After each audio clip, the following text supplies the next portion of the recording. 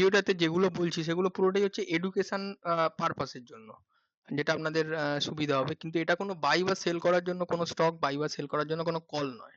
আজকে আমরা আলোচনা করব বর্তমানে নিফটির কিরকম কি মুভমেন্ট হচ্ছে, বা বাজার কিরকম মুভমেন্ট করবে আগামী দিনে।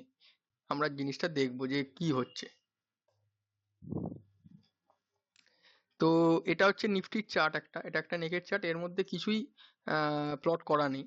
তো জাস্ট সাপোর্ট রেজিস্ট্যান্স এবং ক্যান্ডেল এবং তার প্রাইস অ্যাকশন, এটার মাধ্যমে আমরা একটা ধারণা পাওয়ার চেষ্টা করব যে বর্তমানে নিফটি কিরকম কি পজিশনে আছে এবং আগামী দিনে কি হতে পারে। যেমন দেখুন, এইখানে আমরা পরিষ্কার দেখতে পাচ্ছি যে এখানে যদি আমরা একটা মানে রেজিস্ট্যান্স লাইন যদি কাটি, হরাইজন্টাল লাইন যদি কাটি, এই যে এইখানে প্রাইস এসে বারবার দেখুন রিজেকশন নিয়েছে 26,000-এর এতে দাগে। তো এখানে এসে প্রাইস রিজেকশন নিয়েছে, আবার এর তলাতে এইখানে এসে কিছু সময়তে থেকেছে, এবং তারপরে আবার এইখানে এসে একটা তিনখানা যদি আমি দাগ কাটি, বর্তমানে দেখুন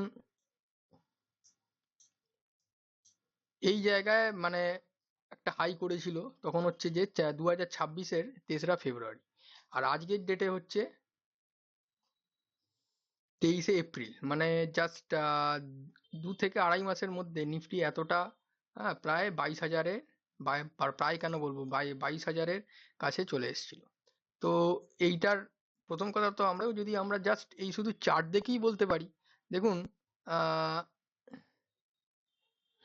2025-এর ফেব্রুয়ারি মাসে তো এই সেম জিনিসই হয়েছিল।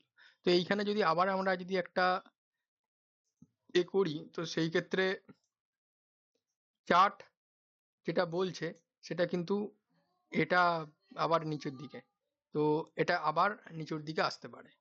তো এবং এইখানে এইটা যদি এই লাইন যদি ব্রেক করে দেয় 23,856, তাহলে মার্কেট আবার নিচের দিকে আসবে। তো নিচের দিকে আসবে মানে যে নিচের দিকে আসবে সে আবার ওপর দিকেও উঠবে। তো বর্তমানে ইনভেস্ট করা এটা সঠিক সময় নয়। তো কিছু কিছু আরো কিছুদিন হোল্ড করে তারপরে কিরকম পরিস্থিতি আছে, যদি মার্কেট যদি আবার 22,700 এরকম 22,000 বা 23,000 ভেঙে দেয়, তাহলে সেক্ষেত্রে একটা ভালো ইনভেস্ট করার সুযোগ হতে পারে।